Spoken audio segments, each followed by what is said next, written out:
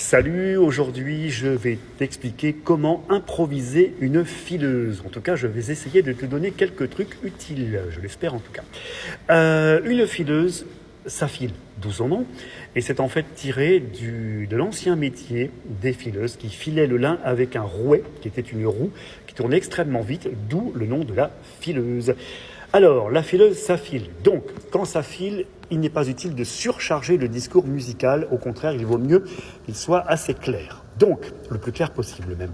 Donc, on va commencer par exemple par se baser sur des harmonies très simples.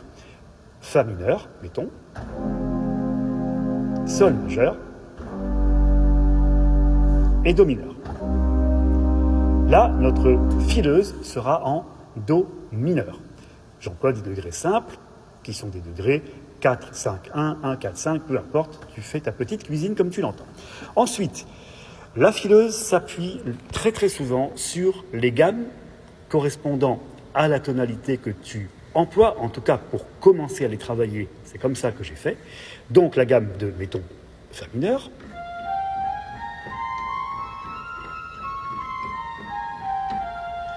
Sol majeur,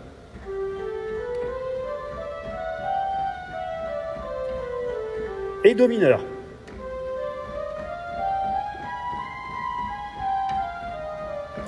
Alors, bien entendu, c'est pas aussi basique, mais pour commencer à travailler une fileuse, c'est le meilleur moyen que j'ai trouvé. Ensuite, tu peux aussi employer la gamme chromatique, ça marche très très bien.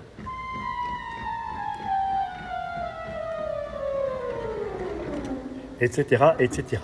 Et il faut une très bonne tenue rythmique. Je te montre. Dans une fileuse, en tout cas c'est comme ça que je l'ai fait, bien sûr, je n'ai pas parole d'évangile non plus, mais c'est comme ça que je les improvise. En général, je rythme avec la main gauche.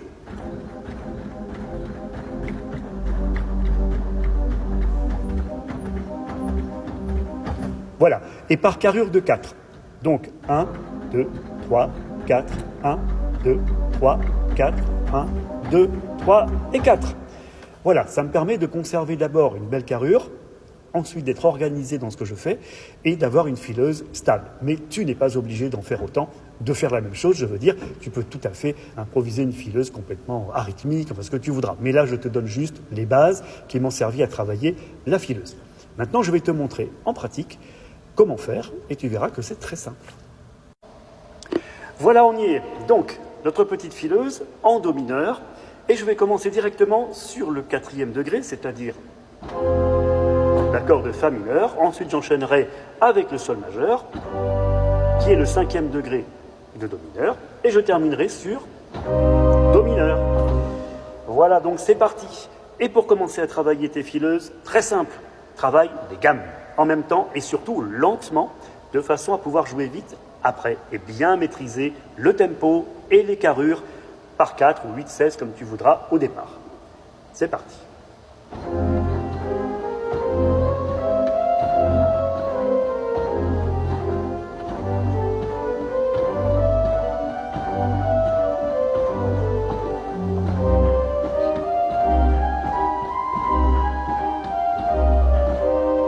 Tu vois, c'est déjà pas mal, il y a un certain effet. Maintenant, tu peux, une fois que tu auras commencé à travailler de manière plus rapide, tu vas pouvoir inclure d'autres éléments, des notes étrangères, une gamme chromatique, ce que tu voudras, et ça donnera, je ne sais pas, un truc comme ça, par exemple.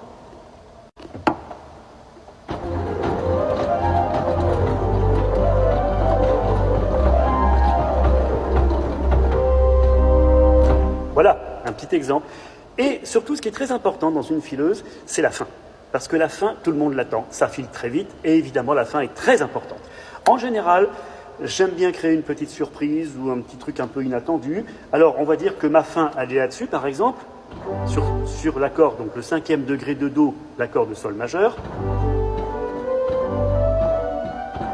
J'entame ma fin, attention.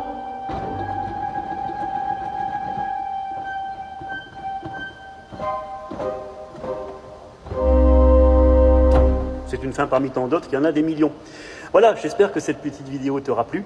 Si tu as des questions, n'hésite pas à me les poser, n'hésite pas à laisser un commentaire, à t'abonner, tout ça, ça fait toujours plaisir. Je te dis à bientôt.